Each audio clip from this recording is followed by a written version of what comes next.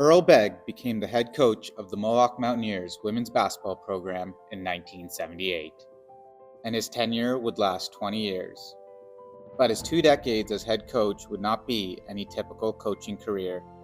Always found him encouraging, and he was a true teacher and wanted to break down skills and teach you how to do things properly. Yeah. When I think of Earl, I remember his personality. He was just a really kind, patient person. I had played 12 years of rep before I came to see Earl. And I had some coaches who didn't have those, personal skills with the girls. Now, he could get hot-tempered, but it was usually never at the girls. It was at the refs or a call or something that was happening. So personal skills, he was just a really kind person. Earl would go on to become a Canadian basketball trailblazer, and he would go down as the winningest coach in Mohawk athletics history, a record that still stands today. Yeah, he totally is a trailblazer. Earl is a master of this game, and I think that sometimes people don't understand the effect it has, not just on women's basketball, but on all the women he coached. And the life skills that sports at that level gives you that you then take into your careers, right? Of, not ever quitting, being competitive even in your jobs in a healthy way. All of those life skills are amazing that, women were able to bring back to their careers. But even more than that, we then became coaches, and we used the skills that, Earl taught us. And I became a better coach, not just a better player, because of Earl. So I think that's his lasting impression that he doesn't even know. From 1978 to 1998, at the helm of Mountaineers women's basketball, Earl turned the program into a powerhouse. Under Earl, Mohawk posted a 161-83 regular season record, and they would win 316 overall games, the Mountaineer record that continues to stand today. He was a good master of the game and making switches on the fly and really capitalizing on what our strengths were versus the other team's weaknesses. Earl just really took time to educate you on how he wanted things run, and he was a stickler for detail. It wasn't just the win column where Earl was successful. The medals would pile up over the course of 2 decades. The Mountaineers' first ever OCAA Women's Basketball Championship came in the 1980-81 season, and they would again capture provincial gold in 1983, 86, 87, 1990, and 1991.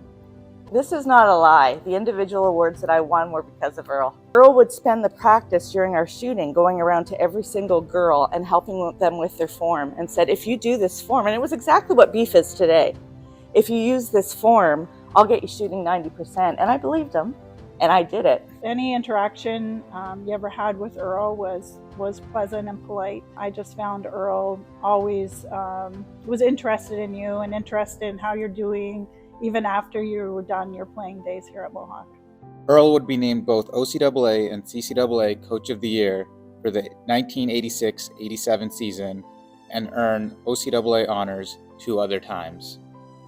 The success Earl had as a basketball coach would expand beyond Mohawk and into the Ontario club level, as well as 3 years at the helm of Team Ontario.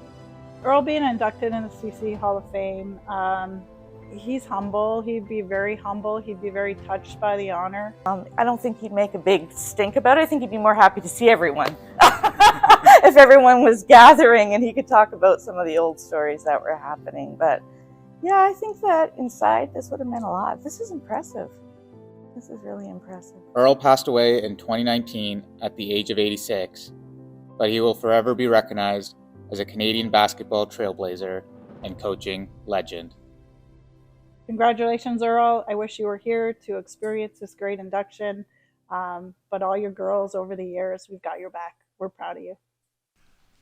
Bernadette and I have been a team for about 20 years, so it's very appropriate that we're accepting a team award on behalf of one of our greatest coaches and people in the history of our athletic program.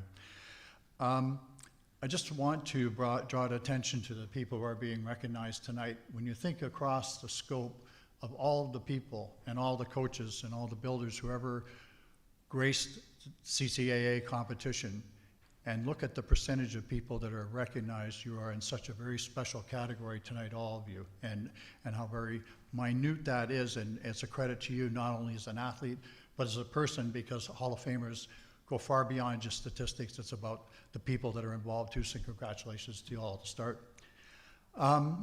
Just to digress for a minute, I've been involved with the OCA for quite a few years, I'll say that politely, and I want to say that when we were talking at our table earlier, going back in the history of the OCA, it sometimes gets complex to catch up, and it's very hard to develop Hall of Fames because there aren't some statistics involved or film like there is today to substantiate how great people were. In all my time in the OCA, I want to say tonight it's a real treat for me to be here, because if I had a top 5 teams across all sports, it would be Tom Pete and Mark Nelson in badminton for Niagara College. In every sport that I've ever seen, I've never seen a team in the top 5 of my career that worked together so seamlessly and to such great results. So to Tom and Mark's family, treat to have you here tonight, meet you, and congratulations to you. Earl Begg. Earl was, as you heard on the video, was a kind of a quiet, reserved person for the most part. He didn't really lose it as often as Tracy said he might have, but certainly he treated his sport with respect and intensity. And one of the nuances of Earl, one of the few requests he ever made for me was that whenever they traveled, his wife Helen would always join him. And I'm sorry that his wife Helen and his daughter Denise can't be here. I have a prepared statement for them in a minute. But that was one of his only prerequisites, or as bands would say, riders, that he would have in his career that he would want all the time. And the paradox of that was that at every one of our basketball games, and his wife Helen would be there, without exception, no matter how intense and how crazy the game was, back me on this, Byrne, she'd either be knitting or reading a book. Like, you know what, she could have been in another world, and the rest, everything that was happening around her, it was inconsequential, but she was in the same room with the man she cared for and supported in that fashion. And certainly that was evident in how their relationship was and what Earl did within our program.